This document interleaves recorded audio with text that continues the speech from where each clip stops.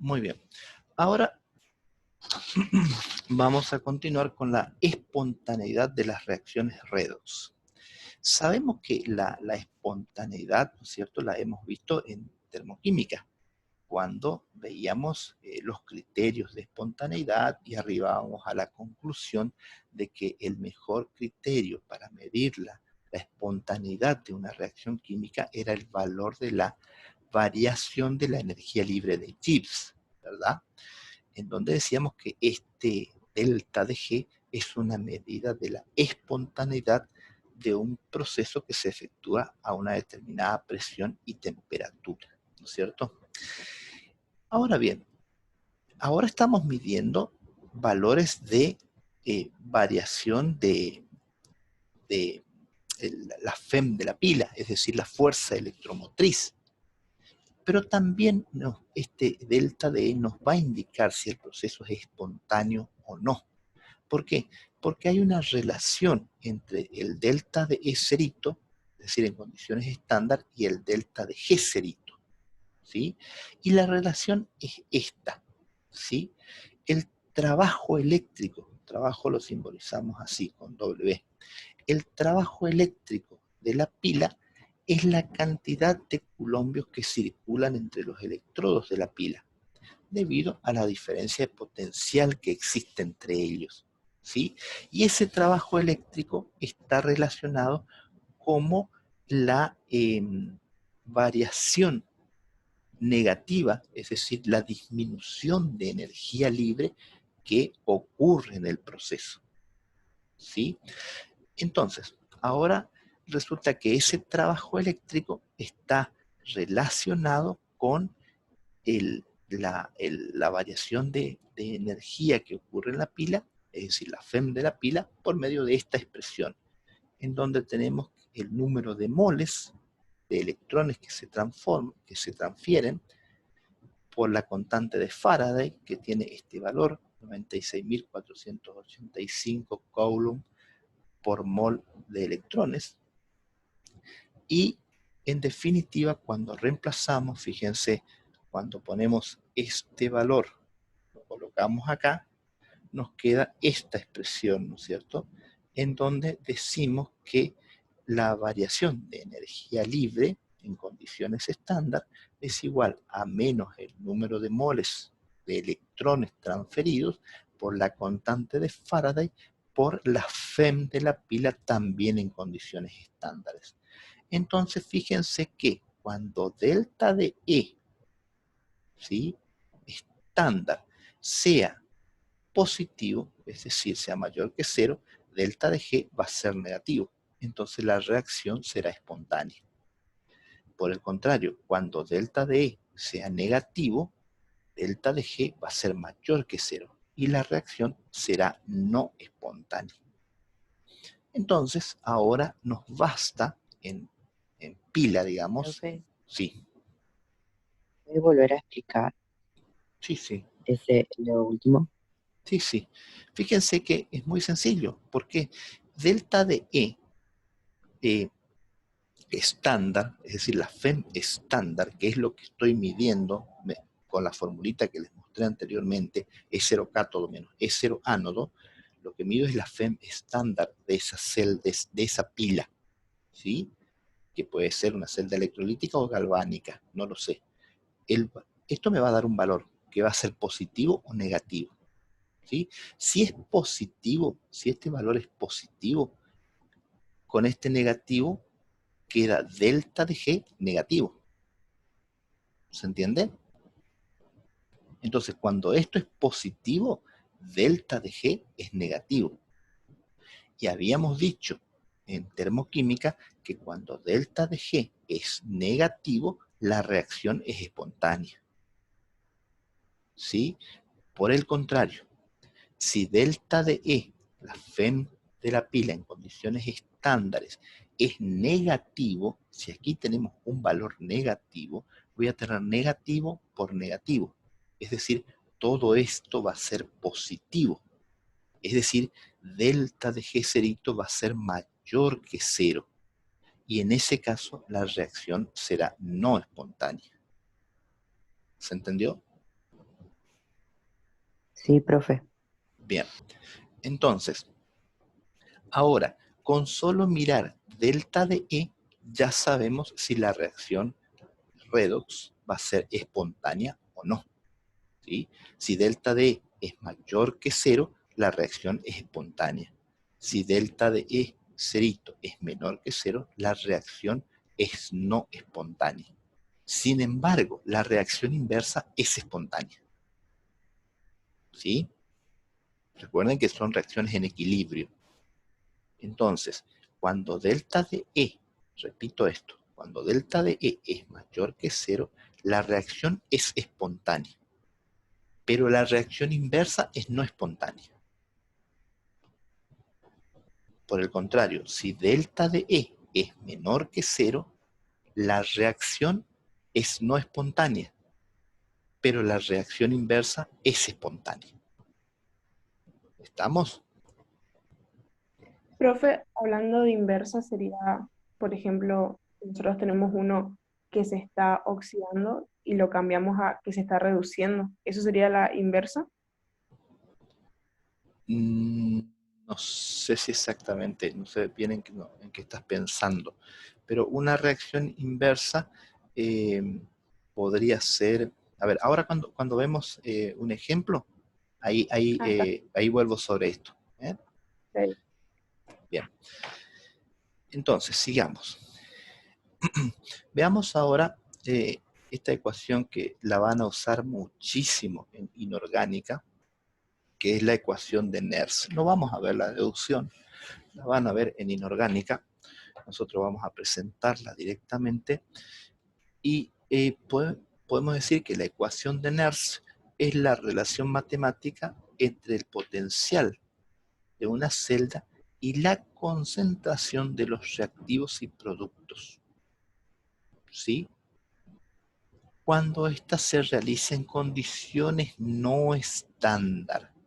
Es decir, que esta es una ecuación que nos permite calcular la FEM de la pila cuando la misma está funcionando en condiciones no estándar. Porque hasta aquí lo que nosotros medimos es la FEM de la pila cuando está la pila está trabajando en condiciones estándar. Ahora, ¿qué pasa cuando la pila no está en condiciones estándar? No va a funcionar, va a funcionar mejor, no va a ser tan efectiva, no lo sabemos.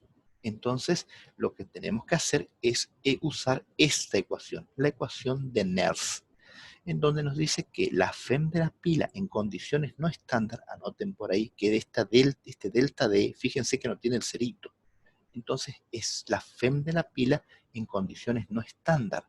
Es igual a la FEM de la pila en condiciones estándar menos 0,059 dividido el número de electrones transferidos, vayan anotando eso, por el logaritmo del cociente de reacción.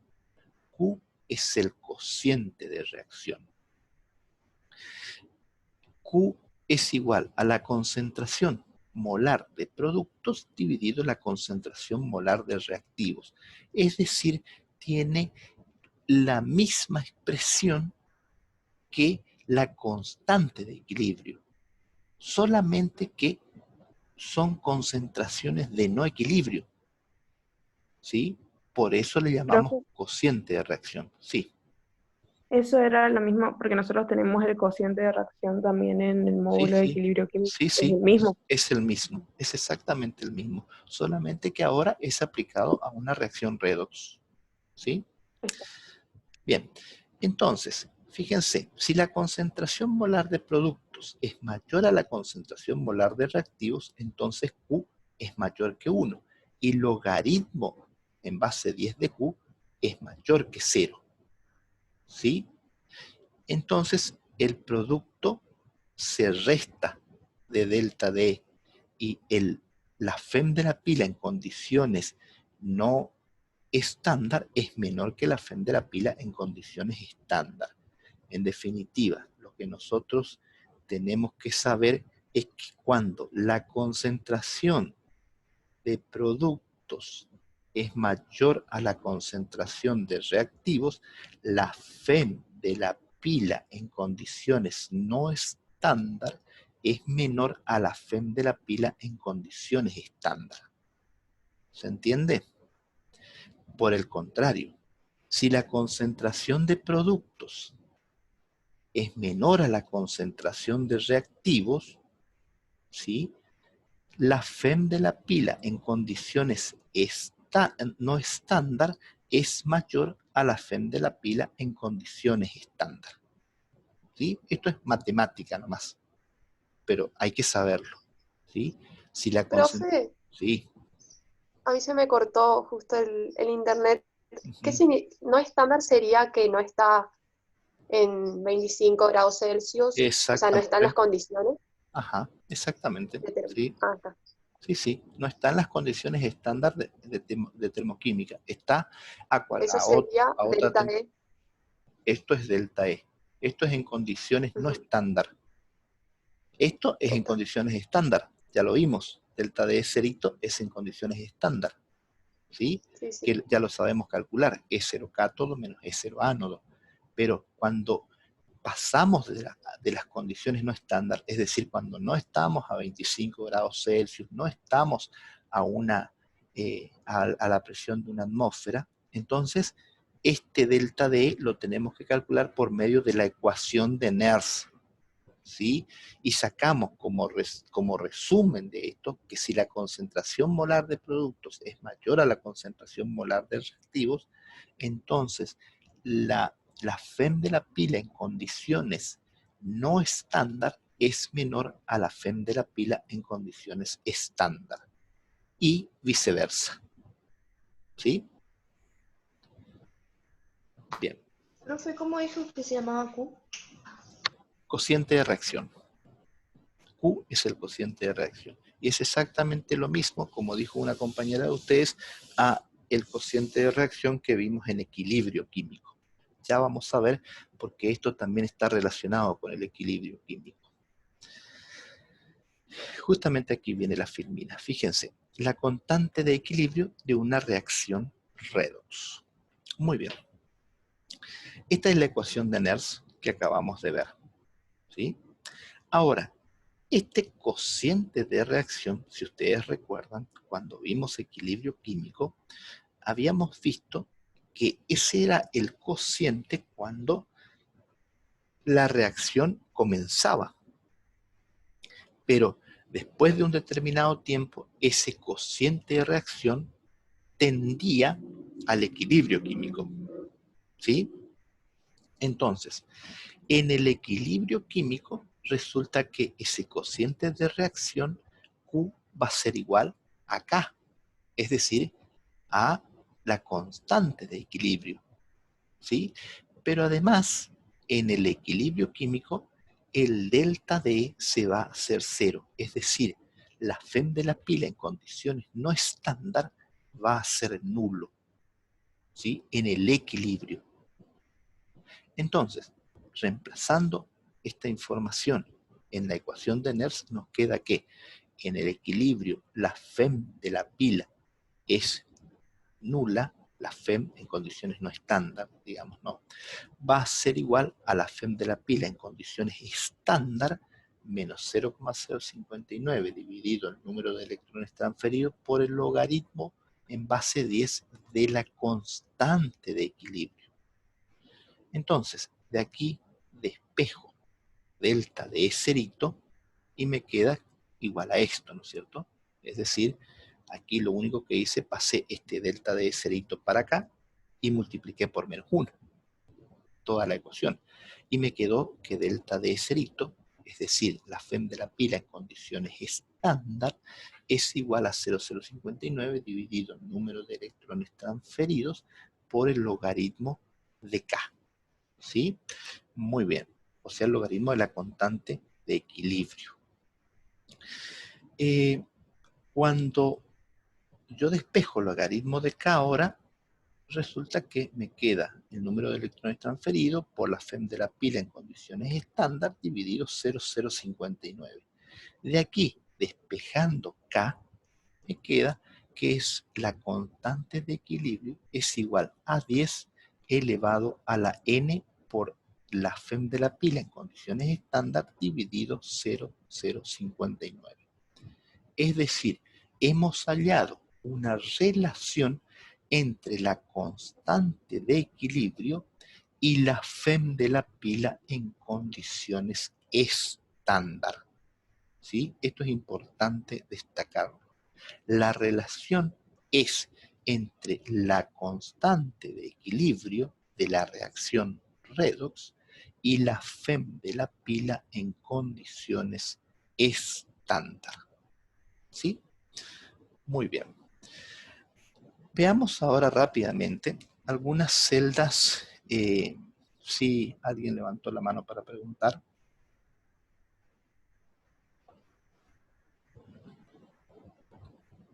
¿No? Bueno. Veamos ahora algunas celdas voltaicas comerciales. Y esto es, por ejemplo, el acumulador de plomo. Es decir, la batería que traen los automóviles para que se utiliza para su funcionamiento, ¿no es cierto? Para hacerlo arrancar, para que prenda las luces, para escuchar la radio, etcétera, etcétera. Es decir, para que funcione todo lo electrónico que tiene un auto en su interior o exterior, ¿no es cierto? Y a eso lo llamamos acumuladores de plomo. Y tienen más o menos esta forma, ¿sí? Son celdas electroquímicas que están combinadas. Si uno tiene la oportunidad de romper uno de estos, acumuladores o ve en algún lugar cuando lo destapa, por ejemplo, para crear otro nuevo, para reciclarlo, etc., van a ver que son varias celdas galvánicas que están combinadas en serie. Es decir, están una al lado de la otra, todas conectadas entre sí. Eso lo que hace es aumentar el voltaje del acumulador, ¿sí? Y resulta que en cada una de las celdas vamos a tener, por supuesto, un ánodo que es de plomo. Aquí esto es una plaquita de plomo que está inmersa en una solución de ácido sulfúrico. Entonces, cuidado cuando si alguno tiene la posibilidad de manipular una de estas baterías, porque lo que está adentro es ácido sulfúrico. Y como ya les conté en varias clases, el ácido sulfúrico es muy dañino, ¿sí? Entonces, tenemos como ánodo una placa de plomo y como cátodo, al ladito nomás, ¿sí? Que sería esto blanquito que está aquí, óxido de plomo, que es un sodio también. Los dos están sumergidos en una solución acuosa de ácido sulfúrico, que es el que está actuando como electrolito. Entonces, tanto el plomo como el óxido de plomo resulta que van a reaccionar, es decir, van a presentar sus reacciones espontáneas, ¿no es cierto? En este caso, el plomo va a producirse, se va a oxidar por medio de esta hemireacción, digamos, ¿sí? Aquí me olvidé de poner, esto es en equilibrio, ¿no es cierto? Así que aquí háganle la doble flechita. Y entonces, esta va a ser la reacción anódica. Fíjense que se pierden 2 electrones, por eso es la reacción anódica, es decir, es una reacción de oxidación. Y la reacción catódica va a ser cuando el dióxido de plomo o óxido de plomo 4 gana esos 2 electrones que se perdieron en la oxidación para transformarse en el sulfato de plomo, ¿cierto? Y agua acuosa. Sumamos las dos hemireacciones y obtenemos la reacción global, ¿sí? Ahora bien, el potencial de celda que tenemos en el cátodo es de 1,685 voltios, es decir, aquí, en el cátodo, mientras que en el ánodo es de menos 0,356 voltios. Si ustedes prestan atención, esto hacemos la cuenta y esto nos da un potencial de celda estándar de 2,041 voltios. Es decir, que en cada una de estas divisiones, de estos compartimentos,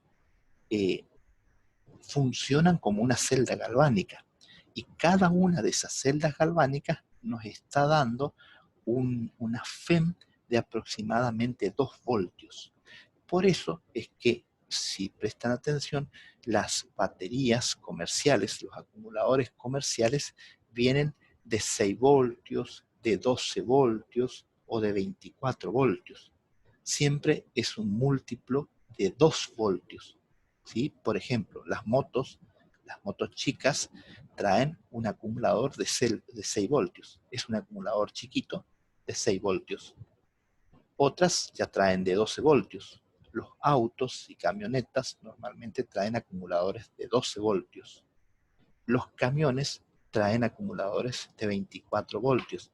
En algunos casos es más difícil conseguir el de 24 voltios, entonces lo que hacen es añadir 2 acumuladores de 12 voltios. Los conectan en serie y obtienen un acumulador de 24 voltios. ¿Sí? Pues muy bien. Dejamos aquí esta primera sesión y continuamos con las próximas credenciales.